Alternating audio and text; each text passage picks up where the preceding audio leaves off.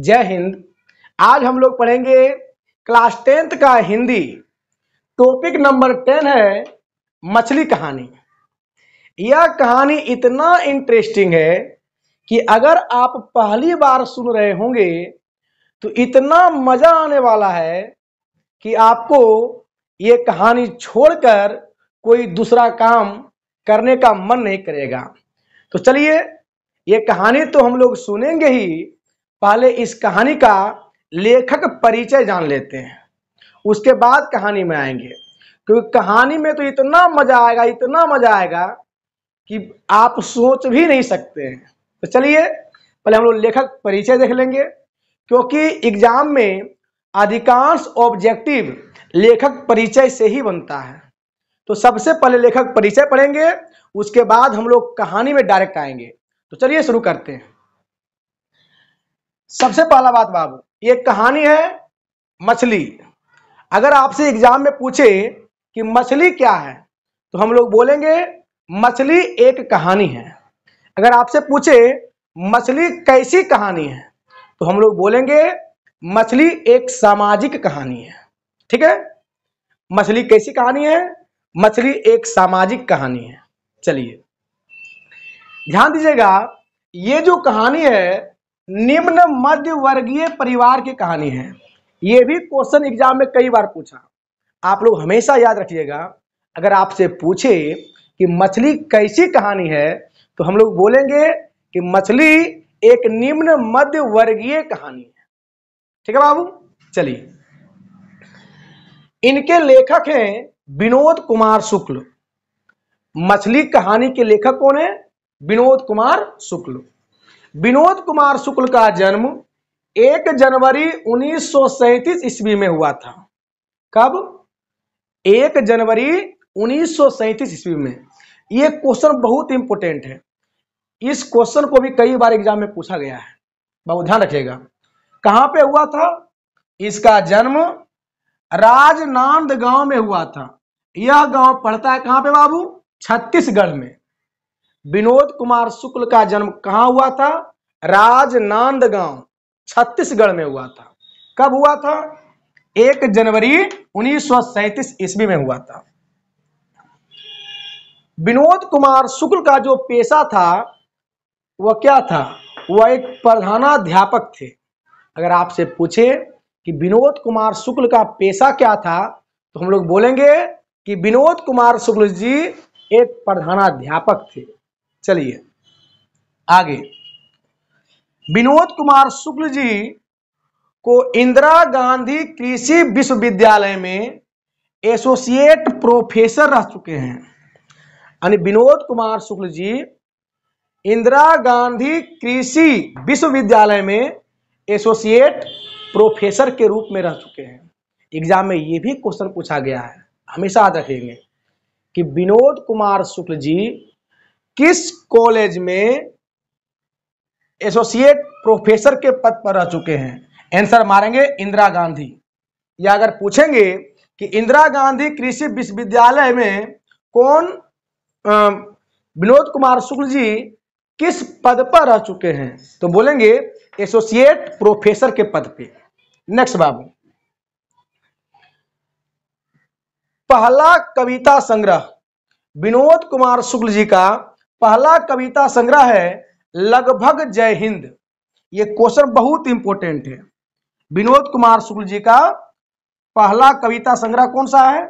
लगभग जय हिंद। यह कविता 1971 ईस्वी में प्रकाशित हुआ था।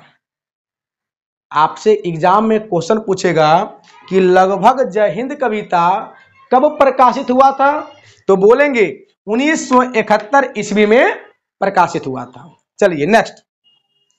इसके अलावे भी बहुत कविता संग्रह उनके थे। कौन कौन थे बाबू? वह आदमी नया गरम कोट पहनकर चला गया विचार की तरह। दूसरा था सब कुछ होना बचा रहेगा, सब कुछ होना बचा रहेगा। और तीसरा था अतिरिक्त नहीं। इस प्रकार विनोद कुमार शुक्ल जी का कविता संग्रह मौजूद है। नेक्स्ट बाबू, इनके 3 उपन्यास भी थे। पहला कौन है? नौकर का कमीज। आपसे एग्जाम में पूछेगा कि नौकर का कमीज क्या है, तो बोलेंगे नौकर का कमीज एक उपन्यास है। एक बात हमेशा याद रखिएगा बाबू कि मणिकौल जो थे वह नौकर की कमीज पर फिल्म भी बनाए थे। कौन कौन बनाए थे बाबू? मणिकौल। मणिकौल जो थे नौकर की कमीज इस उपन्यास पर एक फिल्म भी बनाए थे। दूसरा क्या बाबू? लिखेगा तो दिखेंगे, लिखेगा तो दिखेंगे। और तीसरा है दीवार में एक घड़ी रहती थी। ये 3 उपन्यास थे। किसका? विनोद कुमार शुक्ल जी का। नेक्स्ट, इन्होंने 2 कहानी भी लिखे। कौन कौन? पेड़ पर कमरा और दूसरा लिखा है महाविद्यालय। आपसे पूछेंगे पेड़ पर कमरा क्या है, तो बोलेंगे पेड़ पर कमरा जो है यह एक कहानी है। महाविद्यालय क्या है? महाविद्यालय भी एक कहानी है। किसकी कहानी है? विनोद कुमार शुक्ल जी का। ध्यान दीजिएगा, पेड़ पर कमरा जो है यह इतालवी भाषा में लिखा गया है। किस भाषा में? इतालवी भाषा में। आपसे एग्जाम में पूछेगा कि पेड़ पर कमरा कहानी किस भाषा में लिखा गया, तो बोलेंगे इतालवी भाषा में। बाबू गौर कीजिएगा। और दूसरा जो महाविद्यालय कहानी है, इसी कहानी से यानी इसी कहानी से ये मछली कहानी लिया गया है। एग्जाम में पूछेगा कि मछली कहानी कहां से लिया गया है, तो बोलेंगे महाविद्यालय से। कहां से बाबू? महाविद्यालय से। महाविद्यालय एक बहुत बड़ा कहानी का ग्रंथ है, उसी से ये टॉपिक मछली जो है लिया गया है। एग्जाम में ये क्वेश्चन आ चुका है, हम लोग हमेशा याद रखेंगे कि मछली कहानी कहां से आया है, तो महाविद्यालय से आया है बाबू। इसके आगे बढ़िए। विनोद कुमार शुक्ल जी को 1992 ईस्वी में रघुवीर सहाय स्मृति पुरस्कार मिला था। और ठीक 5 साल के बाद 1997 ईस्वी में दयावती मोदी कवि शेखर सम्मान पुरस्कार मिला। कौन बाबू? दयावती मोदी कवि शेखर सम्मान। 1990 ईस्वी में साहित्य अकादमी पुरस्कार मिला था। किसको? विनोद कुमार शुक्ल जी को। ये क्वेश्चन अच्छी तरह से याद रखिएगा, आपसे पूछेगा एग्जाम में विनोद कुमार शुक्ल जी को साहित्य अकादमी पुरस्कार कब मिला था, तो बोलेंगे 1990 में। विनोद कुमार शुक्ल जी को रघुवीर सहाय स्मृति पुरस्कार कब मिला था, तो बोलेंगे 1992 ईस्वी में। विनोद कुमार शुक्ल जी को दयावती मोदी कवि शेखर सम्मान पुरस्कार कब मिला था? 1997 ईस्वी में। चलिए बाबू, ये आपका हो गया लेखक परिचय। अब हम लोग पढ़ेंगे कहानी। अब यहां से शुरू होगा कहानी। ये कहानी इतना इंटरेस्टिंग सुनने में लगेगा, इतना मजा आएगा कि सोचो ही मत। देखिए, आप लोग शुरू से लेकर अंत तक इस कहानी को सुनिए, आपको मन नहीं करेगा कि इस कहानी को छोड़कर कोई दूसरा काम करें। तो चलिए इस कहानी को अब शुरू करते हैं। इस टॉपिक का नाम है मछली। ध्यान दीजिए, सबसे पहले हम लोग जानते हैं इस कहानी में कौन कौन से पात्र है, यानी किसका किसका नाम आया। तो इस कहानी में एक लेखक के पिता हैं, एक माँ है, एक दीदी है, ये लेखक है, ये संतू है। लेखक जो है बड़ा भाई है, संतू छोटा भाई है। इनके पिताजी ये हैं, ये माता जी है। ये भग्गू जो है घर का नौकर है, घर का नौकर। और ये नरेन है, नरेन। ये नरेन जो है ना, यह इसकी दीदी की प्रेमिका है, दीदी की प्रेमिका। चलिए, तो बात रही अब मछली की, तो इसमें 3 मछली के बारे में चर्चा होगी। एक बार की बात है, लेखक के पिताजी मार्केट गए हुए थे, लेखक को और संतू को लेकर के। ठीक है, मार्केट गए हुए थे। मार्केट में उन्होंने 3 मछलियां खरीदा। किसने? लेखक के पिताजी ने। वो 3 मछलियां खरीद करके एक झोले में डाल दिया और बोला, किसको? लेखक को, क्योंकि ये बड़ा भाई था। बोला, अरे अपना इसका नाम नहीं दिया हुआ, ठीक है, तो नाम नहीं दिया हुआ तो इसको खाली बोलेंगे लेखक बाबू। तो इन्होंने बोला लेखक को कि ये मछली लो और घर लेके चले जाओ, और भग्गू को बोलना वहां मछली बनाएगा, तब तक मैं यहां से आऊंगा। बोला ठीक पापा। जैसे ही मछली का झोला इन्होंने लिया तो लेखक के मन में एक सवाल आया। उसने देखा कि मछली जिंदा है, 3 मछली में 2 मछली ज्यादा तड़प रहा था और एक कम।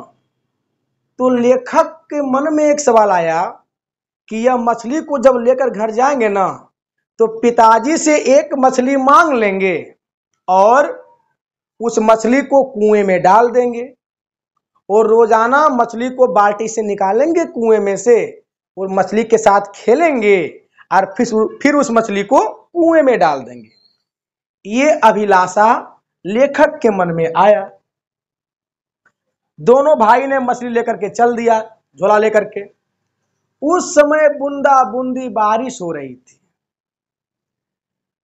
तो इन्होंने सोचा कि मेन रास्ते से होकर जाना बहुत कठिन है, क्योंकि मेन रास्ते में बहुत भीड़ भी था। तो इन्होंने सोचा क्यों न मैं पतली गली से घर चला जाऊं, क्योंकि पतली गली से घर नजदीक भी पड़ता था, और सोचा जल्दी घर जाएंगे तो मछलियां मरेगी नहीं, मछलियां जिंदा रहेगी। अब इन्होंने क्या किया, पतली गली के रास्ते घर आना शुरू कर दिया। रास्ते में जब आ रहा था तो लेखक बोला अपने छोटे भाई संतू से, ए संतू, झोला का एक साइड तू पकड़, एक साइड हम पकड़ेंगे, ताकि बरसात का पानी जो हो रही है बूंदाबांदी, ये पानी जब मछली पर जाएगा ना तो मछली मरेगा नहीं। कितना इसका सेंस था बढ़िया, देखिए तो बच्चा था, लेकिन सेंस जबरदस्त था। बोला हाँ भैया। अब दोनों भाई एक एक तरफ झोला को पकड़ लिया, झोला का मुंह खुला, बरसात का पानी मछली पर जा रहा था। जैसे ही बरसात का पानी मछली के ऊपर गिरना शुरू हुआ, मछली छटपटाने लगी। एक मछली तो ऐसा छटपटाया कि झोला से बाहर गिरते गिरते बच गया। ठीक है, उसके बाद फिर किसी प्रकार से दोनों भाई रास्ते में आ रहा था। जब ज्यादा बारिश होना शुरू हो गया तो दोनों भाइयों ने रास्ते में एक घर था, उसी घर के पास जाकर के खड़ा हो गया, ताकि बरसात कमेगा ना तो फिर वहां से हम चलेंगे। फिर जैसे ही बरसात थोड़ा कमा, फिर दोनों भाइयों ने मछलियां को लेकर के अपने घर चले आए। और जब घर आए तो मछली पता है कहां लगा के रखे? नहान घर में। नहान घर बोले तो बाथरूम में। दोनों भाइयों ने बाथरूम में घुसे, बाथरूम का दरवाजा लगा दिए। लगाने के बाद बाथरूम में एक बाल्टी रखा हुआ था, वह बाल्टी पानी से भरा हुआ था। इन्होंने क्या किया, बाल्टी का आधा पानी नीचे गिरा दिया और आधा बाल्टी पानी में ही ये तीनों मछलियां को रख दिया, क्योंकि इसने सोचा था अगर भरा हुआ बाल्टी पानी रहेगा तो कई मछलियां उछल के बाहर ना आ जाए। देखिए बच्चा भले छोटा है, लेकिन इसका सेंस कितना बढ़िया है कि अगर भरा हुआ बाल्टी में मछली रखेंगे तो मछली कहीं उछल करके बाहर ना आ जाए। तो बाबू क्या किया, आधा बाल्टी पानी में उन तीनों मछलियों को डाल करके और उसको, अब वहां बाल्टी के पास ये दोनों बैठ गया। अब बैठ करके ये लेखक जो था बड़ा भाई मछली को छू रहा था, मछलियां जो इधर से उधर कर रही थी। और ये बोलता था संतू को भी, अरे संतू तू भी मछली को छूना। तो संतू कहता था नहीं भैया, हमको डर लगता है, कहीं मछली काट लेगा तब। अरे नहीं काटेगा, हमको नहीं काटता है तो तुमको कहां से काटेगा, छू ना। तो ये झूठों का ऐसे करता था, लेकिन डर से बल्टिया माथा देता नहीं था, कहीं मछली काट लेगा तब। क्या छोटा बच्चा था संतू। उसके बाद क्या हुआ, उसी क्रम में खेलते खेलते लेखक के हाथ से एक मछली छिटक करके जो बाथरूम का जो पाइप था ना, पाइप, उस पाइप के सहारे नाला में चला गया। ठीक है, कहां चला गया? नाला में। अब क्या किया, ये दोनों भाई झटपट घर से बाहर निकले और चले गए नाला के पास बाहर में, और इंतजार कर रहे थे कि मछली इधर से जैसे ही बाहर निकलेगा मैं इसको पकड़ लूंगा। कुछ देर तक खड़ा रहा, फिर भी मछली बाहर नहीं आ रहा था। उस समय बूंदा बूंदी बारिश हो रही थी। इतने ही देर में लेखक की दीदी जो था इन दोनों को देख लिया कि बरसात में मेरा दोनों भाई बाहर में खड़ा है, क्या बात है? बोला क्या बात है रे?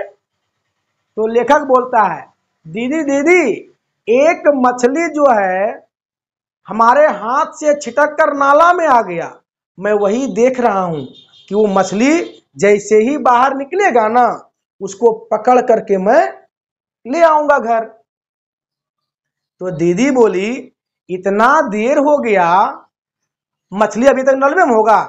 हो सकता है छोटा नाला से बड़ा नाला में चला गया होगा मछली, और बड़ा नाला से मोहरा नदी में चला गया होगा। क्योंकि घर से, यानी लेखक के घर से मोहरा नदी की दूरी था 3 मील। कितना मील? 3 मील। एग्जाम में पूछता है घर से मोहरा नदी की दूरी कितना था, तब बोलेंगे 3 मील।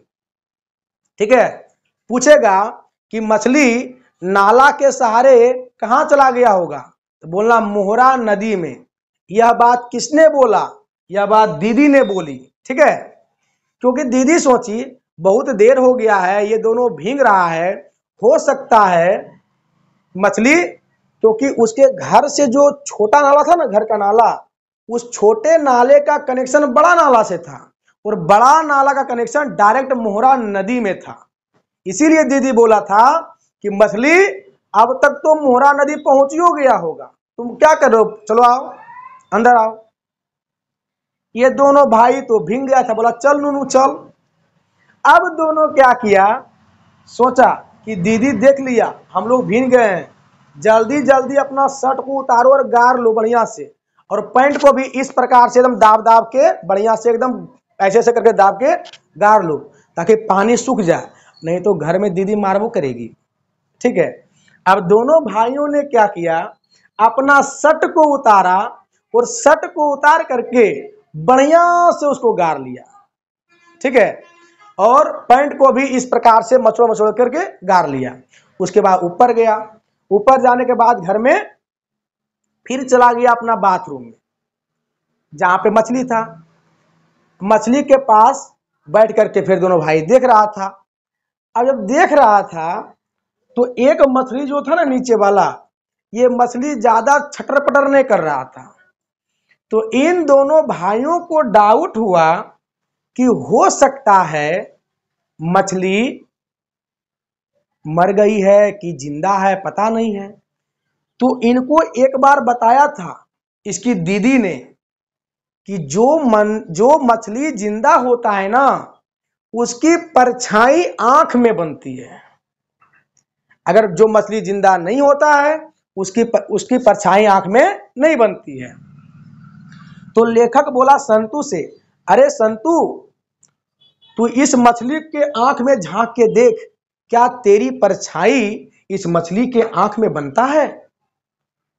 तो संतु देखा, संतु था छोटा बच्चा, इसको पता चला नहीं कि मछली के आंख में परछाई बनती है कि नहीं बनती है।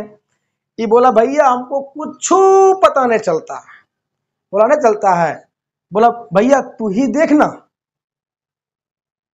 तुमको पता चल जाएगा।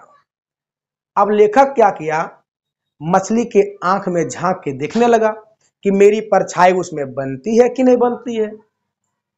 जब देखने लगा तो लेखक को भी समझ में नहीं आ रहा था कि मेरी परछाई उसकी आंख में बनती है कि नहीं बनती है, क्योंकि उनको धुंधला धुंधला दिखाई पड़ रहा था। तो लेखक ने सोचा क्या मेरी परछाई बन रही है कि मछली का आंख ही ऐसा हो गया है? तो लेखक बोला अरे संतू, तू जा दीदी के पास और दीदी को बुला ला। अगर दीदी देख के बोलेगी ना, अगर वो परछाई देखेगी आंख में और अगर बोलेगी कि हाँ जिंदा है, तो हम समझ जाएंगे कि जिंदा है। इतना में ही संतू चला गया दीदी के पास। जब दीदी के कमरे में संतू गया तो संतू देखा कि दीदी जो है एक कपड़ा मुंह पर ढक करके और लेटी हुई है। ठीक है, इतने में पीछे पीछे लेखक भी गया। तो जैसे ही घर में घुसा ना संतू, जैसे ही गेट खोला तो दीदी सोई हुई नहीं थी, केवल लेटी हुई थी। दीदी तुरंत जग गया, देखा कि ये तो एकदम भींगा हुआ पूरा है। तुरंत दीदी उठी। उठने के बाद तौलिया से इसके पूरे शरीर को पोंछा, इसके बाल को भी पोंछा, क्योंकि ये छोटा बच्चा था, इसका लंबा लंबा बाल था, इसका बाल काफी भींगा हुआ था, जल्दी सूख नहीं रहा था। इसको तौलिया से बढ़िया से पोंछा, इसके बाल में तेल लगाया, कंघी कर दिया, ऑर्डर पोडर सब मार दिया, क्योंकि छोटा भाई था। छोटा भाई घर का दुलरुआ होता है। ठीक है, तो इसको बढ़िया से इसको सजा दिया, लग रहा था हीरो जैसा। उतने में ही पहुंचा। इसको जैसे ही देखा इसकी दीदी, बोला तू भी भींग गया? बोला हाँ। बोला एक काम कर, पुराना कपड़ा उतार भींगा हुआ और तू जा अटैची में आयरन मारा हुआ कपड़ा है, तू वो जा करके पहन ले, क्योंकि धोबी उसमें आयरन मार दिया था। तो ये गया बंदा, कपड़ा निकाला, ये थोड़ा बड़ा था, अपने से पहन लिया। उसके बाद दीदी ने इन दोनों को बोला कि तुम दोनों यहां से बाहर जाओ, क्योंकि हमको अभी इस रूम में अकेला रहना है, जा बाहर। अब ये दोनों वहां से बाहर निकला। जैसे ही बाहर निकला तो देखा, क्या देखा? संतू देखा कि माँ जो है मसाला पीस रही है। माँ मसाला पीस रही है। एग्जाम में पूछेगा मछली के लिए मसाला कौन पीस रहा था, तो बोलेंगे मछली के लिए मसाला माँ पीस रही थी। ठीक है, मछली के लिए मसाला माँ पीस रही थी। एक बात याद रखिएगा, इस घर में मछली केवल इसके पिताजी ही खाते थे, बाकी बात कोई भी मछली नहीं खाता था।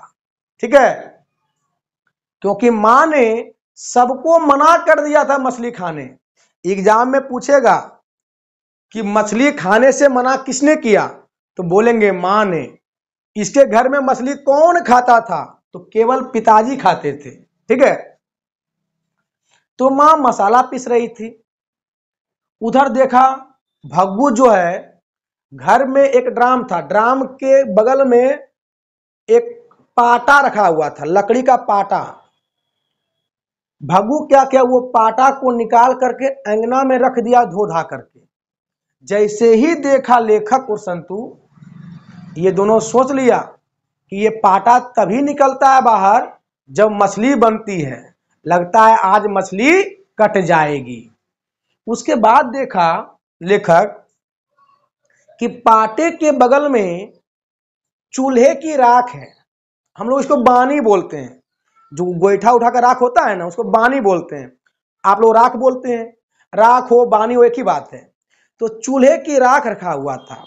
पता है वो राख किस काम में आता है? मछली में राख लगा करके जब मछली रगड़ते हैं ना, तो इसका चोइया बाहर निकलता है। ठीक है, तो भग्गू भी उस राख को मछली में लगाने के लिए वहां पे रखा हुआ था, ताकि चोइया को बढ़िया से साफ करेंगे। उसके बाद थोड़ी देर के बाद देखा ये लेखक कि भग्गू तो पाटा पास था नहीं, पाटा केवल अंगना में रखा हुआ था और वहां पे राख रखा हुआ था। तो लेखक सोचा हो सकता है भग्गू चाकू बजाने के लिए कुआं पर गया होगा, क्योंकि देखते हैं ना मछली उछली बनाने से पहले चाकू में धार दिया जाता है। तो भग्गू जो है ना कुआं के पास गया हुआ था चाकू में धार देने के लिए। ठीक है, जैसे ही उधर से भग्गू आया, भग्गू को पता चला कि मछली नहान घर में है, यानी बाथरूम में है, तुरंत गया, जा करके मछली को अंगोछा में लेकर चला आया। अंगोछा बोले तो देखते हैं ना, गमछी उमछी होता है, उसी में बांध करके मछली को नहान घर से पाटा के पास ले आया। उसके बाद मछली बनाने लगा। मछली जब बनाने लगा तो भग्गू क्या किया, एक मछली को पटक पटक के पहले मार दिया, 2-3 पटका मारा, मछली मर गया। उसके बाद झट से उस मछली का मुंडी काट दिया। ये सब चीज लेखक और संतु दोनों देख रहे थे। ये दोनों उदास हो गए और सोचने लगे कि अब तो लगता है मछली को कुआं में नहीं डाल पाएंगे। ये दोनों उदास रहने लगे। ठीक है, इतने में ही संतु क्या किया, ये आओ न देखा ताव, सोचा दोसर को मछलिया ये काट देगा। इधर से गया दौड़ते हुए भग्गू के पास। ठीक है, भग्गू के पास गया और क्या किया, वहां पे जाकर के एक मछली को लिया और लहदुड़ान हो गया, कहां पे, कुआं में देने के लिए। जैसे ही भग्गू देखा कि संतु एक मछली लेकर भाग गया, भग्गू पीछे से अरे रुक रे संतु, रुक रे रुक रे रुक रे, यानी उसको अरे अरे कह के उसको रोकने लगा। वो रुका नहीं। अंत में भग्गू भी संतु के पीछे भागा, क्योंकि भग्गू को डर था अगर संतु मछली को कुआं में डाल देगा तो उनके पिताजी जब मार्केट से आएंगे तो हम ही को डांटेंगे, क्योंकि वो बोलेंगे कि संतु तो छोटा बच्चा था, तुम तो घर का नौकर है, तुम बड़ा है, समझदार है, तुमको पता नहीं चलता है। डांटेगा तो इसी को। अब ये पीछे पीछे भग्गू इसके पीछे पीछे भागना शुरू कर दिया। जब भागना शुरू कर दिया तो ये भाग रहा था, लेखक बेचारा वहीं पे खड़ा होकर के चिंतित थे, सोच रहे थे कि अब तो मछली कट जाएगी। उतने में क्या हुआ, लेखक को सुनाई पड़ा कि लगता है दीदी अपने कमरे में रो रही है, क्योंकि उसकी दीदी सिसक सिसक के रो रही थी। तो लेखक क्या किया, दीदी के कमरे का दरवाजा धीरे से खोला। जैसे ही धीरे से दरवाजा खोला तो देखा दीदी वास्तव में सिसक सिसक के रो रही थी। तो उसके बाद क्या किया लेखक, धीरे से गेट लगा दिया और बाहर आ गया। उसके बाद देखा अभी भी संतु भाग रहा है और भग्गू उसके पीछे मछली छीनने के लिए भाग रहा है। अंत में संतु तो छोटा बच्चा था, अंत में यह कुआं के पास जाने से